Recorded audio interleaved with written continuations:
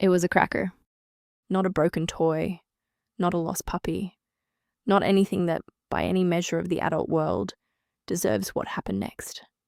It was a cracker, and it broke in half. And your toddler, your child who was perfectly fine 4 seconds ago, collapsed completely, as if something catastrophic had just occurred.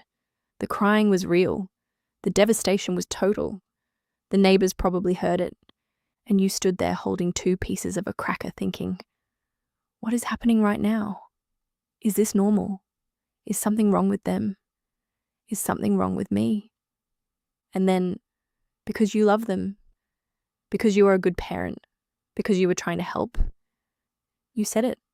Calm down. Or maybe you said, it's just a cracker. Or, you're okay. Or, stop crying, it's not a big deal. And the moment those words left your mouth, it got worse.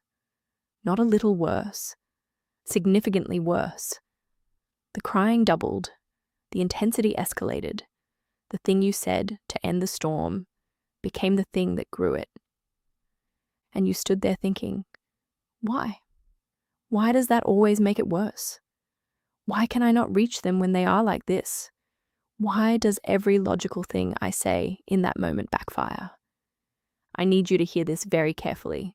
It backfires because of neuroscience, not because your child is manipulating you, not because they are spoiled, not because you are doing it wrong, because of the specific architecture of a toddler brain that no one ever explained to you. And once you understand it, you will never see the cracker moment the same way again. Drop "this is my child" in the comments right now, because what I am about to show you is the missing science behind every meltdown, every overreaction, every moment your toddler fell apart over something that made no sense. And the one phrase most parents say in those moments that the brain registers as an instruction to feel more. Before the science, I need to say something to you directly. The cracker meltdown, the wrong color cup, the sock that feels weird, the sandwich cut in squares when it should have been triangles, the show that ended, the bubble that popped, the door you closed too fast. You have lived every single one of these moments. And in every single one of them, some part of you wondered, am I raising a child who cannot handle anything? Am I doing something that is making them this fragile? Why is everything so enormous to them? And the hardest part, the part nobody talks about, is the embarrassment. In the grocery store, at the family dinner, at the park when another parent watches your child dissolve over a dropped raisin, and you can feel their eyes, and you smile and say, sorry. And inside you are exhausted and confused and a little bit ashamed. Because the message you have received, from family, from strangers, from the look on people's faces, is that this level of emotion in a small child is a problem. A discipline problem, a parenting problem, a character problem developing in real time. I am here to tell you it is none of those things. What is happening in your toddler in those moments is one of the most well-documented neurological phenomena in all of developmental science. It has a name. It has a cause. It has a completely logical explanation that will make you look at your child's next meltdown, not with dread, but with understanding. And understanding, as you are about to see, is the only thing that actually helps. To understand why your toddler cries over everything, you need to understand one structure inside their brain, the amygdala. The amygdala is your brain's alarm system. It detects threat. It processes emotion. It decides, in a fraction of a second, whether something requires a response. In an adult brain, the amygdala is balanced by the prefrontal cortex, the thinking, reasoning, regulating brain, which acts as a volume dial. It receives the alarm, assesses the actual threat level, and turns the volume down to match reality. A broken cracker. Low threat. Volume stays low. But here's what nobody tells you about the toddler brain. Research from Harvard's Center on the Developing Child shows that in children under the age of 4, the amygdala is proportionally 3 times more reactive than in adults. 3 times. The alarm system is enormous, loud, and completely unfiltered. And the prefrontal cortex, the volume dial, is not yet built. It is under construction. It will not be fully developed until your child is in their mid-20s. At age 2, At age 3, it is barely a foundation. It cannot receive the alarm signal and turn it down. It cannot assess the broken cracker against a scale of actual threat. It cannot regulate. So what happens when the cracker breaks? The amygdala fires, full alarm, no filter, no volume dial, no reality check. To your toddler's brain, in that moment, the cracker breaking is a catastrophe. Not metaphorically, neurologically. Their brain has registered a threat signal and has no capacity to reduce it. The emotion is 100% real, 100% overwhelming, and 100% beyond their current ability to manage alone. Dr. Daniel Siegel at UCLA, who you may remember from our video on toddler hitting, calls this the emotional flood state. The amygdala has taken over, the prefrontal cortex is offline, the lid is flipped, and Dr. Lisa Feldman Barrett at Northeastern University, one of the world's leading researchers on how emotions are built, adds something critical. Her research shows that emotions in early childhood are not just reactions, they are predictions. Your toddler's brain is constantly predicting what something means based on the only reference point it has. Its own body, its own limited experience, its own enormous unregulated alarm system. The cracker breaking does not just feel bad. Their brain predicts, based on every previous experience of sudden unwanted change, that this is the kind of thing that requires everything they have. And then you say, calm down, and here is why that makes it worse. Research from the University of California, Berkeley shows that telling a child in an emotional flood state to calm down activates the amygdala further. The instruction, calm down, stop crying, it's not a big deal, is processed not as comfort, but as invalidation. And invalidation in a flooded brain registers as an additional threat signal. You are not just failing to help, you are, through no fault of your own, because nobody taught you this, adding a second alarm on top of the first one. The flood gets bigger, the crying gets louder, the cracker gets worse. This is not a discipline failure. This is not a parenting failure. This is a neuroscience problem with a neuroscience solution. And that solution has 3 parts. Drop, this is my child in the comments right now. Because the next 3 things I am about to give you are going to change every cracker moment from this week forward. Pillar 1. The emotion naming protocol. The research is clear and it is specific. When a toddler is in an emotional flood state, the single most effective intervention is not distraction, not discipline, not logic. It is accurate emotion naming, not general comfort, not shushing. Specific, accurate naming of the exact emotion the child is experiencing. Dr. Marg Brackett at the Yale Center for Emotional Intelligence has spent decades studying exactly this. His research shows that when a child hears the accurate name of what they are feeling, spoken by a trusted adult in a calm voice, in the moment of the flood, it activates the prefrontal cortex. The volume dial that was offline comes online. Not fully, not immediately, but measurably. The amygdala alarm signal decreases. The flood begins to recede. The brain becomes capable of receiving the next piece of information. Because here is the neuroscience of why naming works. When you name the emotion accurately, you are giving the brain's alarm system new information. The amygdala is flooded because it does not know what is happening. It only knows something feels overwhelming and there is no framework for it. The accurate name, "You are so disappointed right now," gives the alarm system a framework. It is not a threat. It is disappointment. The brain has a category for that now. The alarm can begin to quiet.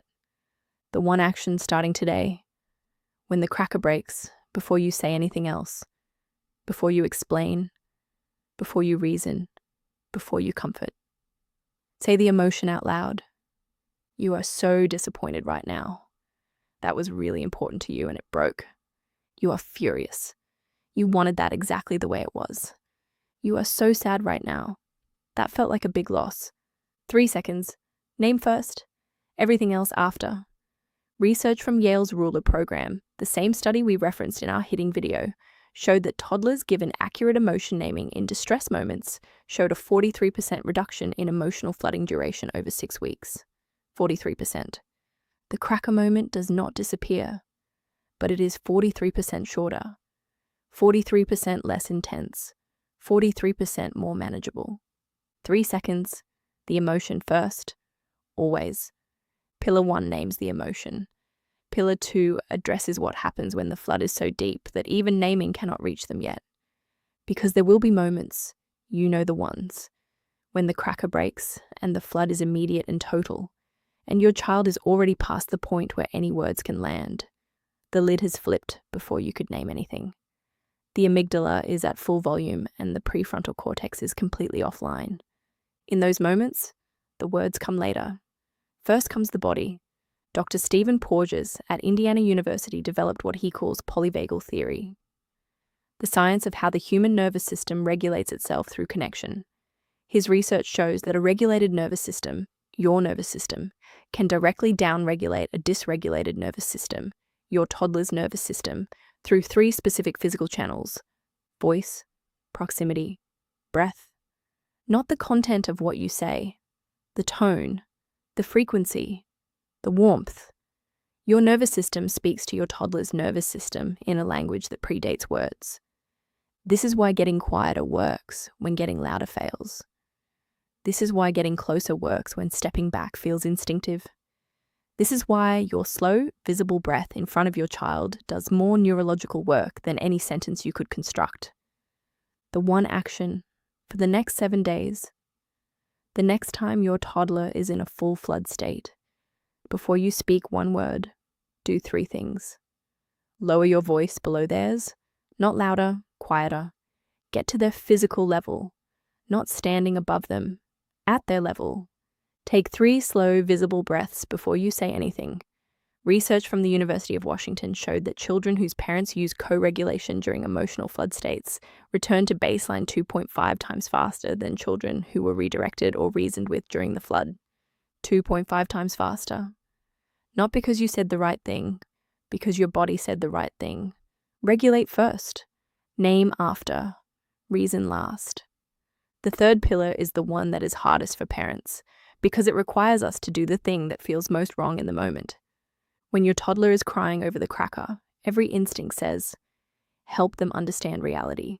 It is just a cracker. We can get another one. This is not worth crying over. The world is full of crackers. Look, here is another cracker. The logic is correct. The timing is catastrophic. Dr. Ross Green at Harvard, whose research we have now referenced across 3 of our videos, identified what he calls the window of educability, the specific moment when a child's brain is accessible to reason and learning. That window is not during the flood. It is not during the meltdown. It is not when the amygdala is at full volume and the prefrontal cortex is offline. The window opens after regulation, after the flood has receded, after the lid has come back down, after the nervous system has returned to baseline through co-regulation. That is when the logic lands. That is when the lesson is received. That is when the conversation about crackers and feelings and loss and disappointment can actually be heard. And there is one more piece of this that changes everything. Before logic, before explanation, before any attempt to help them understand reality, comes validation. Not agreement, not permission for the emotion, validation.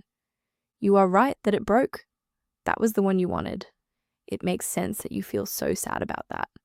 Research from Dr. John Gottman at the University of Washington, who spent 40 years studying emotional regulation in families, shows that children whose emotions are consistently validated before being redirected develop what he calls emotional intelligence infrastructure, the capacity to regulate more quickly, recover more fully, and flood less intensely over time. In plain language, the cracker moments get shorter, get less intense, get further apart. Not because you disciplined the emotion out of them, because you validated the emotion into a framework their brain could hold. Validate first, regulate together, reason after. That is the complete sequence. The next time the cracker breaks, and it will break, I want you to remember one thing. The child crying on your kitchen floor is not being dramatic. They are not manipulating you. They are not fragile. They are not failing to develop resilience. They are experiencing a neurological event that is completely beyond their current capacity to manage alone. Their amygdala is 3 times more reactive than yours. Their prefrontal cortex is years away from being able to help them. Their entire emotional experience, real, overwhelming, completely valid, has nowhere to go but out. And the one variable that changes everything, the one thing the science shows, across every study, every lab, every longitudinal data set, is you. Not a perfect you. Not a calm every time you. Not a never lose your temper you. A present you. A you who knows what is happening inside that small brain. A you who can lower your voice when every instinct says, raise it. A you who can say, you are so disappointed right now, before you say anything else. That is not a small thing. That is the difference between a child who grows up fearing their own emotions and a child who grows up knowing that what they feel can be named, can be held, can be survived. The cracker moments will not last forever. The capacity you build in them right now, the emotional vocabulary, the co-regulation, the validation before logic, that lasts. That lasts. Do you have a crier right now? Drop their age in the comments below, because the pillar that matters most shifts depending on exactly where they are in this emotional development window. Watch next, immediately, why your toddler hits.